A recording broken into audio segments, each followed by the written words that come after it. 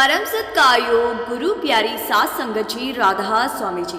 प्यारी सात संगत जी, आज 28 जून को डेरा ब्यास में एक जबरदस्त जनसमूह उमड़ पड़ा जी। जैसा कि कल आपको बताया था कि आज बाबा जी खुले दर्शन देंगे जी। आज 28 जून को बाबा जी और हजूर जी ने दर्शन बड़े खुले दिल से दिए जी। और बाबा जी हजूर जी पूरा समय सत्संग पंडाल में सत्संग के दौरान स्टेज पर ही विराजमान रहे जी। मगर ओपनकार दर्शन के दौरान एक ऐसा पल भी आया जिसने पूरी संगत का ध्यान अपनी ओर खींच लिया जी, जिसे हम आपको आगे विस्तार में बताएंगे जी। लेकिन उससे पहले सुबह सुबह ही एक बेहद दुखद घटना घटी जी। डेरा ब्यास की ओर आ रहे कई संगतकार जो खासकर जालंधर, अटारी और लुधियाना की तरफ से आ रहे थे, उन्होंने ढिलवां के पास सड़क किनारे एक भयावह दुर्घटना देखी। एक गाड़ी बुरी तरह पलटी हुई थी जी, और उसके साथ ही एक कैंटर यानी पिकअप भी पलटा हुआ मिला जी। कई सेवादार वहीं मौजूद थे जो घायल लोगों की मदद कर रहे थे जी। ऐसा प्रतीत हो रहा था जैसे उस पिकअप गाड़ी में संगत ही थी जी। हो सकता है शाम तक साफ हो जाए कि उसमें संगत थी या नहीं, लेकिन उसमें जो भी लोग थे, हम बाबा जी से यही प्रार्थना करते हैं कि मालिक सभी को सुरक्षा दे और सब स्वस्थ रहे। अब बात करते हैं आज 28 जून के दर्शन के वक्त डेरा ब्यास में जो कुछ हुआ। शुरुआत से पहले संगत से एक बेनती है जी कि कृपया इस वीडियो को लाइक और कमेंट में राधा स्वामी जरूर लिखिए जी। जैसे कि पहले बताया गया था कि इस भंडारे पर भीड़ रिकॉर्ड तोड़ेगी जी, और हुआ भी ऐसा ही। इस भंडारे पर संगत का सैलाब उमड़ा और आज भी वही नज़ारा देखने को मिला जी। जहां नजर जाए वहां संगत ही संगत थी। सुबह से ही संगत की भारी भीड़ थी और 5 बजे से ही लंगर घरों और कैंटीनों में कतारें लगने लगी जी। हर तरफ सिर्फ संगत ही संगत दिखाई दे रही थी जी। बच्चे भी बड़ी संख्या में आए थे, बुजुर्ग भी बड़ी तादाद में मौजूद थे जी। सबसे बड़ी चुनौती थी मौसम की कठोरता। पिछले दिनों हुई बारिश के बाद हवा में नमी इतनी बढ़ गई थी कि हर कोई पसीने से तरबतर हो रहा था जी। पर इन सारी कठिनाइयों के बावजूद संगत का मुर्शीद के प्रति प्रेम और श्रद्धा कम नहीं हुआ जी। लोग हर पल सत्संग पंडाल की ओर बढ़ रहे थे जी, क्योंकि हर दिल बाबा जी के दर्शन पाने की गहराई से इच्छा कर रहा था जी। बाबा जी और हजूर जी सुबह 8:25 पर मंच पर आए जी। सबसे पहले उन्होंने प्रेम के साथ संगत को राधा स्वामी कहकर संबोधित किया जी। बाबा जी ने पूरे मन से सभी पर अपनी दृष्टि डाली और फिर से पाठी साहब ने सत्संग का शुभारंभ किया जी। बाबा जी और हजूर जी दोनों ही करीब 45 मिनट तक सत्संग में विराजमान रहे जी। बाबा जी और हजूर जी ने पूरा सत्संग सुना और इसके बाद बाबा जी ने हजूर जी के साथ ओपन कार में बैठकर दर्शन भी दिए जी। आज संगत इतनी ज़्यादा थी कि पंडाल के 822 नंबर पिल्लर तक जगह पूरी भरी हुई थी जी। अंदाज़ा लगाया जा सकता है कि करीब 2.5 लाख के लगभग लोग पंडाल में मौजूद थे जी। आज संगत ने सारे रिकॉर्ड तोड़ दिए और कल 29 जून को इससे भी बड़ी संख्या में संगत डेरे पहुंचेगी जी। हो सकता है कल इतनी संगत हो कि एक नया रिकॉर्ड बन जाए जी। आज की बात करें तो जहां पंडाल खत्म होता है वहां आखिरी पिलर नंबर 24 है जी। उसके बाद सड़क है और सड़क के पीछे खाली प्लाट में भी तंबू और कनाते लगाई गई थी जी, ताकि अगर संगत और बढ़ जाए तो किसी को भी जगह की कमी ना हो जी। 11, 12 और 13 नंबर गेट भी पंडाल से जुड़े हुए थे जी। बाबा जी की कृपा से हर व्यवस्था पूरी तरह मजबूत और व्यवस्थित थी जी। सत्संग के बाद बाबा जी ने ओपन कार में बैठकर दर्शन शुरू किए। हर बार की तरह बाबा जी सबसे पहले माताओं और बहनों की ओर गए जी और फिर भाइयों के बीच आए। आज इतनी भीड़ थी कि बाबा जी को हर जगह पहुंचने में लगभग 35 मिनट लग गए जी। जबकि आमतौर पर इतने बड़े भंडारों में बाबा जी दर्शन देने में केवल 20 मिनट लगाते हैं जी। इतनी विशाल संगत तक पहुंच पाना बहुत आसान नहीं था जी, लेकिन बाबा जी ने हर ओर जाकर संगत को दर्शन दिए जी। हजूर जी आज भी अपनी जगह ओपन कार में ड्राइवर के साथ अगली सीट पर विराजमान थे जी। और एक ऐसा दृश्य आज देखने को मिला जिसने हर किसी के दिल को छू लिया जी। जब बाबा जी हजूर जी के साथ खुली कार में दर्शन दे रहे थे, तभी एक बीवी जी अपनी भावनाओं को रोक नहीं पाई। वे जोर जोर से पुकारने लगी। उनकी आवाज़ दूर तक सुनाई देने लगी। उनके दिल में बाबा जी के दर्शन पाने की इतनी गहरी तड़प थी कि वे अपनी जगह से उठकर आगे बढ़ना चाहती थी, मगर सेवादारों ने उन्हें बैठने का संकेत दिया जी, और वे फिर वहीं बैठ गई। उस बीवी के आसपास बैठी कई संगत ने इस भावुक पल को अपनी आंखों से देखा जी। ऐसा अक्सर पहले भी देखने को मिलता है, जब कुछ लोग भावनाओं में काबू नहीं कर पाते जी और बाबा जी की ओर देखकर चीखने लगते हैं। आज दूसरी स्टेट जैसे कि हरियाणा, दिल्ली, जम्मू, हिमाचल, उत्तर प्रदेश से भी संगत बड़ी संख्या में आई थी जी। ये भंडारा हर साल सबसे ज़्यादा भीड़ वाला होता है जी, क्योंकि ये हजूर महाराज जी की याद में मनाया जाता है जी। और इस भंडारे के बाद अब आगे 2 से 2.5 महीने कहीं पर भी कोई भंडारा नहीं होता जी। इसीलिए भी संगत इस भंडारे पर बहुत ज़्यादा होती है। कल यानी कि 29 जून को बाबा जी या हजूर जी 45 मिनट का सत्संग फरमाएंगे जी। कल का सत्संग हम आपके साथ शेयर करने की कोशिश करेंगे जी। जैसा कि मैंने आपसे पिछली वीडियो में भी साझा किया था, कल का सत्संग बाबा जी के साल भर के सत्संगों में सबसे छोटा होता है जी।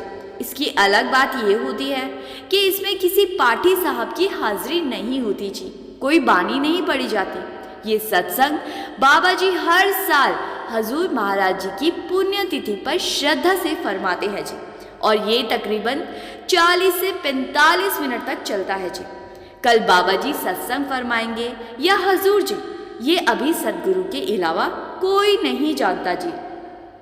आज बाबा जी और हजूर जी की मौजूदगी में सत्संग सेठी साहिब जी ने फरमाया। सेठी साहिब जी के एक एक शब्द को बाबा जी, हजूर जी और सारी संगत ने बेहद ध्यान से सुना। सच कहे तो आज का सत्संग अपने आप में बेमिसाल था। आज के सत्संग की कुछ महत्वपूर्ण बातें हम आपके साथ शेयर कर रहे हैं जी। उसके बाद हम आपको बताएंगे कि जो लोग अपने गुरु से प्रेम नहीं करते उनके साथ फिर क्या होता है जी। पहले आप 2 मिनट आज के सत्संग की बातें सुनिए जी। सेठी साहिब जी ने आज शेख फरीद साहिब जी की बानी को आधार बनाकर बहुत सुंदर से तरीके से विचार साझा किए जी। उन्होंने बताया कि एक सच्चे सेवक और अपने मालिक के बीच कैसा नाता होता है। उन्होंने फरमाया कि असली इश्क वही होता है जिसमें अपने सद्गुरु के दीदार की तड़प हद से पार हो जाती है। ये प्रेम ऐसा भाव है जिसे शब्दों में समेटा नहीं जा सकता। जब तक एक सेवक को अपने भीतर अपने प्रभु के दर्शन नहीं होते, उसका दिल बेचैन ही रहता है जी। वो अपने मालिक के दीदार को पाने के लिए हर कोशिश करता है, मगर जैसे जैसे वो कोशिश करता है उसे अपनी असमर्थता का एहसास और गहरा होता जाता है जी। इस नाकामी से उसके अंदर एक हुक उठती है जी, एक पछतावा होता है जी कि इंसान अपनी कोशिश से मालिक को नहीं पा सकता। मालिक को मनाने का बस एक ही तरीका है और वो है मालिक से प्रेम करना। ये प्रेम अपने आप पैदा नहीं होता, इसे अपने भीतर लाने के लिए भक्ति का सहारा लेना पड़ता है जी। हजूर महाराज जी भी अक्सर फरमाते थे कि किसी को नहीं पता कब मौत दस्तक दे दे और ये संसार छोड़ना पड़े। हम लोग हमेशा यही सोचते रहते हैं कि अभी तो वक्त है, पहले पढ़ाई खत्म हो जाए फिर भक्ति करेंगे। पढ़ाई के बाद नौकरी या कारोबार में उलझ जाते हैं, फिर कहते हैं कि पहले परिवार संभाल ले, बच्चों को सेटल कर दे, उसके बाद खूब वक्त मिलेगा। मगर जब तक हम रिटायर होते हैं शरीर उस काबिल ही नहीं रह जाता कि 2.5 घंटे आराम से बैठ सके जी। इसी सोच में पूरा जीवन निकल जाता है और हम भक्ति के लिए वक्त ही नहीं निकाल पाते जी। और एक दिन हम इस संसार से खाली हाथ चले जाते हैं। बाबा जी भी बार बार समझाते हैं कि हर इंसान को अपनी 24 घंटे की दिनचर्या में से केवल उसका 10वां हिस्सा यानी कि 2.5 घंटे मालिक के नाम के लिए, सिमरन के लिए ज़रूर रखने चाहिए जी। अगर हम 24 घंटे को सही से नहीं बांटते तो भीतर मालिक से जुड़ाव कैसे बनेगा जी। जब दिल में सच्चा इश्क होता है, विरह की आग लगती है, तो उसका इलाज क्या है? यही बात शेख फरीद साहिब जी ने अपनी बानी में समझाई है जी। सेठी साहब ने कोयल का उदाहरण दिया। कोयल क्यों काली है? कोयल कहती है, मैं अपने प्यारे प्रीतम के वियोग में काली हो गई हूँ। उसने पूछा गया कि तू इतनी काली क्यों हो गई? तो वो जवाब देती है कि मैंने कोई बुरा काम नहीं किया, कोई पाप नहीं किया, मैं तो बस अपने मालिक के वियोग में तड़प तड़प कर काली हो गई हूँ। यहाँ कोयल का काला होना असल में प्रतीक है।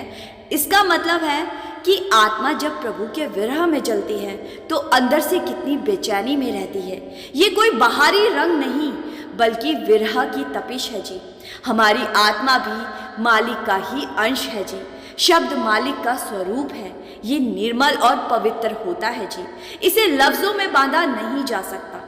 शेख फरीद साहिब जी ने यही समझाया कि जब जीव को अपने प्रीतम का विरह होता है तो वो खुद को भूल जाता है। ये वियोग जीते जी मौत के समान होता है जी। इसका इलाज सिर्फ एक है, सद्गुरु की दया से अपने अंतर में मालिक के दर्शन करना।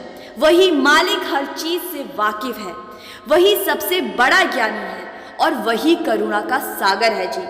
स्वामी जी भी कहते हैं, तू चिंता मत कर, तेरी आत्मा की हिफाजत मैं खुद करूँगा। बानी यही याद दिलाती है कि आत्मा मालिक के हुक्म से ही इस संसार में आई है और उसी के आदेश से इसमें रह रही है। जब हमें सद्गुरु का संग और सत्संग मिलता है तो वही हमारे भीतर मालिक के लिए सच्चा प्रेम जगाता है जी। संगत जी, आज का सत्संग लगभग 40 मिनट का था जी और हमने उसकी ज़रूरी बातें आपके साथ साझा की है जी। अब आप वीडियो में आगे बने रहिए जी, क्योंकि अब मैं आपको बताऊंगी कि एक इंसान को अपने गुरु से प्रेम कैसे करना चाहिए। अगर हम गुरु के भाने में ना रहे तो फिर हमें किस तरह का पछतावा करना पड़ता है। बहुत से सत्संगी परमारथ से जुड़े होते हुए भी संसार के मुंह में फंसे रहते हैं। ऐसे ही एक सच्चे सत्संगी की घटना अब मैं आपको सुनाने जा रही हूँ जी। बड़े महाराज जी को अक्सर शाम के वक्त बाहर की सैर का अभ्यास था। उस रास्ते पर एक बुजुर्ग किसान का घर पड़ता था। वो बूढ़े बाबा हर शाम अपने घर के बाहर बने चबूतरे पर बैठ जाया करते थे। सद्गुरु जब भी उस रास्ते से गुजरते उस बुजुर्ग से हालचाल जरूर पूछते और बड़े प्रेम से उसे समझाते, भाई थोड़ा समय मालिक के नाम में भी लगाना, भजन सिमरन जरूर किया कर। धीरे धीरे उस बुजुर्ग किसान के दिल में सद्गुरु जी के लिए इतना प्रेम उमड़ आया कि वो रोज उनकी राह देखने लगा। सद्गुरु भी हर रोज वही प्यार भरी सलाह देते जी, भाई जीवन यूं ही ना गवा, थोड़ा वक्त मालिक की याद में बीते। लेकिन हर बार वो बूढ़ा किसान एक ही बात कह देता, महाराज अभी जिम्मेदारियां सिर पर है, बच्चे छोटे हैं, ना समझ है, कहीं कोई गलती कर बैठे तो संभालना मुझे ही पड़ता है। खेत खलियान भी देखने हैं, कारोबार भी है, भजन बंदगी का समय ही नहीं मिलता। जब बच्चे बड़े हो जाएंगे, जमीन जायदाद संभाल लेंगे, तब चैन से मालिक को याद करूंगा। सद्गुरु जी बस मुस्कुरा देते और फिर भी दया से कहते, ठीक है भाई, जब तुझे लगे कि अब जिम्मेदारियां पूरी हो गई है तो मुझे जरूर बताना। मैंने वादा किया है तेरा बेड़ा पार लगाने का, लेकिन तुझे खुद भी उस तरफ कदम बढ़ाना होगा। समय अपनी रफ्तार से गुजरता गया जी। उस बुजुर्ग के बच्चों ने खेत खलियान संभाल लिए, घर गृहस्थी भी अब बच्चों के कंधों पर आ गई। एक दिन फिर सद्गुरु जी उसी पगडंडी से गुजरे। बुजुर्ग बाबा हमेशा की तरह बाहर चबूतरे पर बैठे थे। सद्गुरु जी ने मुस्कुराकर पूछा, भाई अब तो बच्चे बड़े हो गए, खेत भी संभाल लिए, अब तो मालिक की याद में मन लगा। बूढ़े ने फिर पुरानी रट दोहरा दी, महाराज जी अब तो बच्चों की शादी ब्याह करने हैं, ये जिम्मेदारी भी मेरी है। ये सब निबट जाएगा तो मालिक का नाम ले लूँगा। सतगुरु जी फिर से हल्का सा मुस्कुरा दिए और आगे बढ़ गए। वक्त बीतता रहा, बच्चों की शादी भी हो गई, घर में खुशियाँ छा गई। कुछ साल बाद सतगुरु जी फिर उसी राह से गुजरे। देखा तो वही बुजुर्ग अपने आंगन में बैठा था।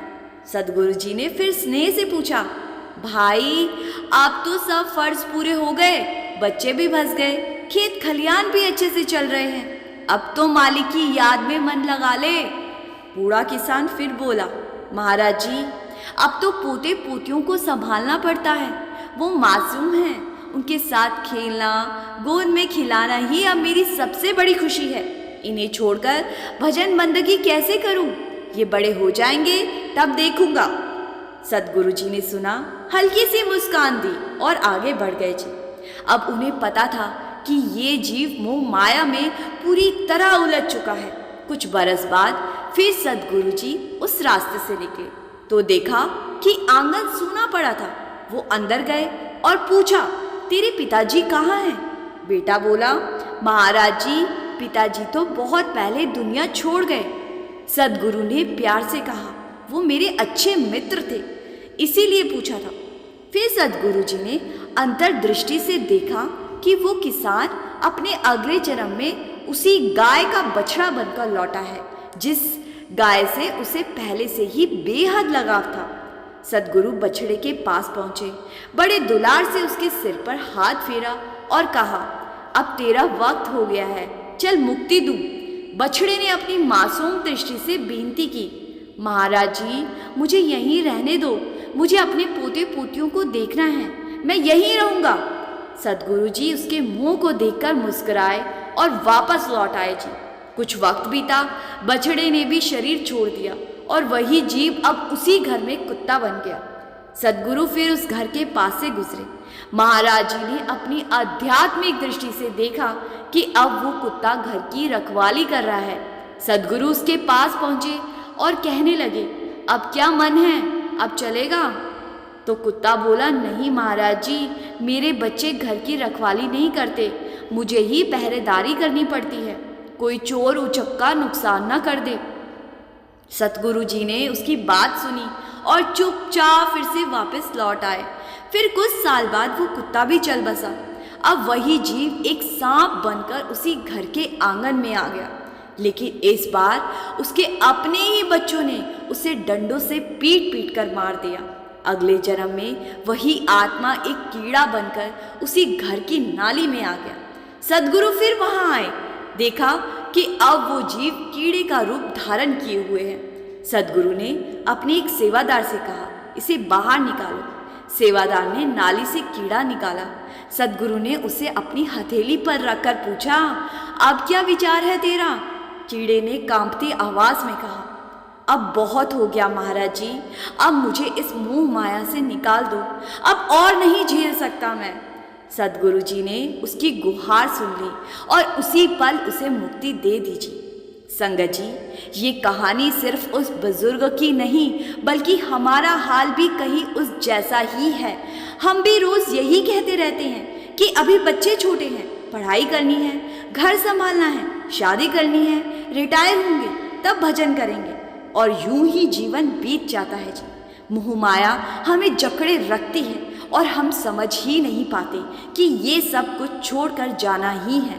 लेकिन हमें सद्गुरु से यही अरदास करनी चाहिए कि वो हमें अपनी शरण में रखे, इतनी शक्ति दे कि हम सच्चे मन से भजन सिमरन कर सके और इस जन्म मरण के चक्कर से निकलकर सचखंड पहुंच सके जी। संगत जी, अगर ये बात आपके दिल को छू गई तो कमेंट में राधा स्वामी लिखे जी, और इस चैनल को सब्सक्राइब कर इस चैनल का हिस्सा ज़रूर बने जी। गुरु प्यारी सात संगत जी, राधा स्वामी जी।